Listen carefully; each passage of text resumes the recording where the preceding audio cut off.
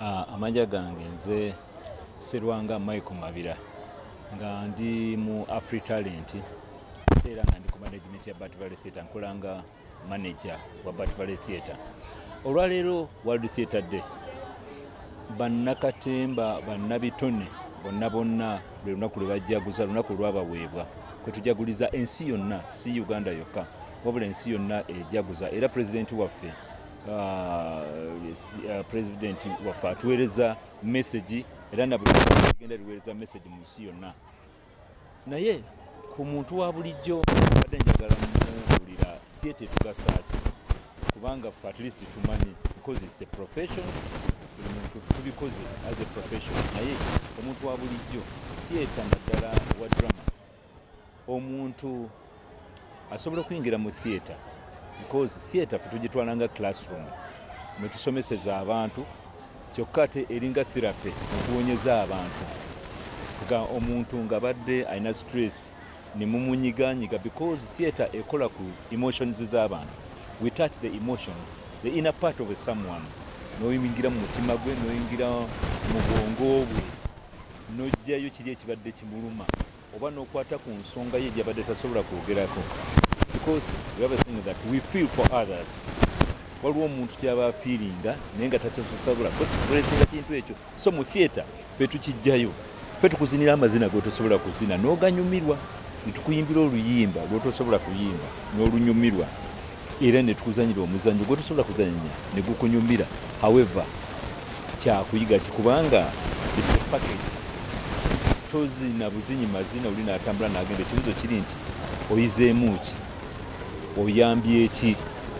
Kubanga theatre yemu ku vessel etereka ebintu byaffe ate ne tubitambulizaamu ng'ebyobuwangwa. We uphold the culture, the language. Nnimi zaffe ne sigala nga zitambula nga tubizanya ku stage ne kibeera from one head to another, from this generation to another generation, ng'abantu bagenda bayigira mu theatre. Mulimu ebintu abantu baana b'oleeta omwana nga muto n'awulira ekigambo oba n'alaba character ebeezanyiddwa n'agikompeyaringa, kubanga it's a mirror. Ensi ffe mu nsi mwe tuli ye stage ensi gye tufunziza ne tugiteekaawo. Ti omuntu akola ekintu kiga nga kirungi nnyo oba nga kibi, okiyigirako ki? So mu ndabirwamu eyo tweraba ne tugamba nti bwe nti bwenfaanana, kubanga bannakatemba ebintu bye bateeka ku stage tebabijja walala, biva mu society mwe tuli. Ayeeyisa bw'ati n'ayeeyisa bw'ati, ayeeyisa obulungi. We compare, comparison eya kinu na kiri. So within that period ng'otudde, within the shortest time, by the way, theatre kyekintu ekisinga okuba ekirungi nti osobola okutuulira essaawa emu n'omanya ebintu bya myaka 10 nga munnakatemba yabifunzizza, ate gwe n'ogera olugero nga ogera olugero lwa myaka 10 naye nga watuulidde essaawa ki emu. So byebimu ku bintu ebisobola okuyigiriza omuntu n'oyigiramu ky'obadde tomanyi, n'otambuza information gy'obadde tolina. Katugambe COVID nga bwe yaliwo, it was simpler okukinnyonnyola nga bannakatemba be bakikola okusinga okutambuza empapula. Kuba bw'okizannya kyangu, omuntu aba kiraba physically n'akiyingiza mentally ne kituulamu okusinga, kuba abantu abamu bakaluubizibwa okusoma page ku page. Nze byensomye ku page ennyingi mbifunza ne mbiteeka ku stage mu ddakiika 3 n'obifuna byonna.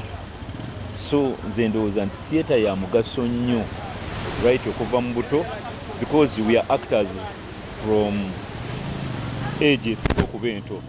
Bamama baffe ba actors nabo babeera ku stage naye nga tebakimanyi, kirwakuba bazanyiraka omwana n'omuyimbira akayimba naye bakaisatnlalaka. You are an artist.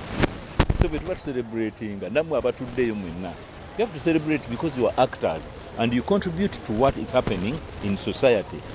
Kyawandika omuzannyo agujja ku ggwe. If you have a good character, that good character will happen in the play. If you are bad, it will happen. So when we are celebrating, it's you and me. Teri omulala.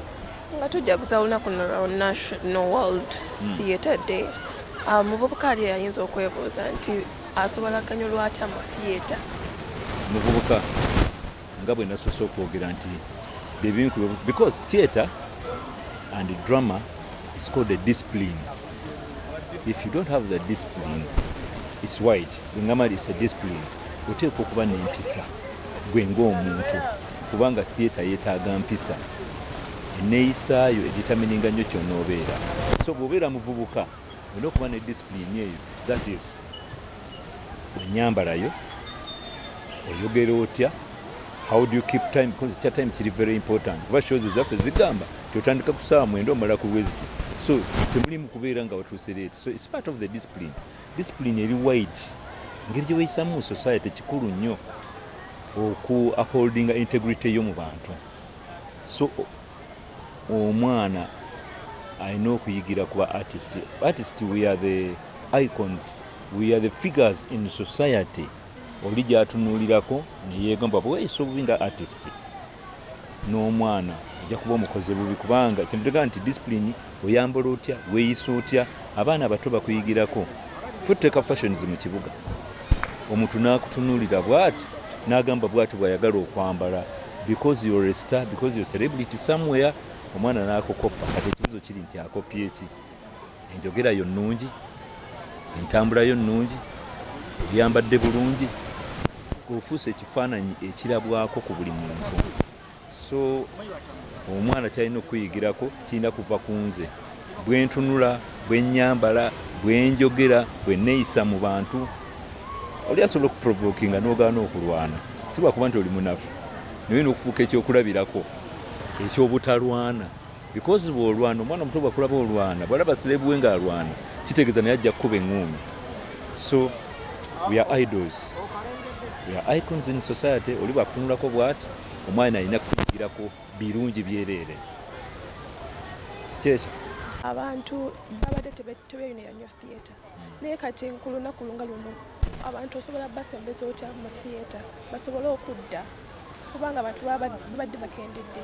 Abantu bakendera mu theatre kubanga waliwo impression gye baali bataddewo nga balowooza nti omuntu okubeera mu theatre aba teyasoma. Now we have professions like nze ndi I do electricity, wiring, nebisoma then nensoma nebya drama. Nti abantu baali balowooza nti theatre y'aboononefu, theatre y'aba intellectuals actually, because sit down and write n'otendeka ekintu nga kiteeka okujja mu bantu. So abantu bave mu ndowooza ey'edda, abantu abalowooza nti naddala abayimbi nti agenda okuyimba ayimbira mwenge ne bamuwa n'atamiira n'agenda. Now the thing has changed. It's a profession. Ku university babisomesa, omwana n'afulumira nga profession ye is a writer, profession ye an actor, and n'amanya agakoleddwa ndowooza keemala okweyogerera. N'ogamba nti bw'ogamba nti oyina Abbey Mukiibi mmanyi. Actually was my roommate at the university, classmate. We did that at Makerere University. Alabika bubi, yeeyisa bubi. Oyogedde ebiseera ebyo mwali musoma Abbey Mukiibi yali yeeyisa atya? Okay, Abbey Mukiibi abantu golooza yeeyisa atya? Badde tubulire. No. He's a normal person, except mulimu ekintu abantu bayinza okugamba nti gundi yeewulira. You are protecting a certain name. Ekyo kye bayita okwewulira kye nagambye. What is your discipline? Oli wabweru. Odda ku stage, leave the stage alone. You were in a character. Bwe wadde mutamiivu tekikwetagisa kunywa mwenge, zanya kizanye. Toli mutamiivu, togenda mu mabala n'otandika kunywa nti wazannye omutamiivu, therefore tuka mu kkubo ofuka muki mutamiivu. So enneeyisa ye nze nga nze bwe njiraba, abantu bw'olaba omuntu ng'alinga ayeewulira naye nga is a very good person, I believe, nti bw'abeera n'abantu abeera nabo bw'omutegeera kikwanguyira. Naye abantu eyo wabweru, kankusisa ekigambo ekirala ku nyuma, bamanyi okumanyiira. Bw'akulaba ku stage ayagala akuyite kye yalaba ku stage ng'ozannya, neerabya nti wazannya kizannye si kyoli. So stage eyawukana nnyo n'obulamu obwa bulijjo. You just represent something bw'okimala kyeyambule. That is a character gye bagamba nti jambale. When you go out, you become another Abbey Mukiibi. You become a Sserwanga Michael on the street. We are supposed to be upright. We are religious people. We have our families tulina abakyala baffe n'abaana tulina okubakolako obulungi, okweyisa obulungi nabo bennyini gye babeera obaweesa ekitiibwa ng'oli bwakusanga agamba oyo edaddi wa gundi and being proud of you. So sigamba kwevuma musajja oyo nti omusajja oyo bannange omulaba ekyo kyali ajajinga kiri ku stage n'alowooza nti kyekyo kyoli mu kkubo. No, ekyekkubo kirala. Osobola okujja n'oyambala ebintu byala, put on a suit and move and do whatever thing you want to do. We have some other professions, by the way. Abantu balowooza nti ekyo kyokka. No, it's a passion. Yakukwata noga kino sijja kita nkyagala era n'okikola.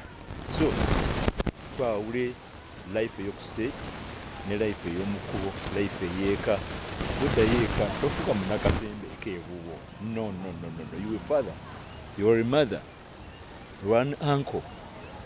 You are ekifaananyi abantu kye balina okukutunuulirako n'abaana abeewuwo eka bw'otandikirako, ab'oku kyalo, then some other societies out.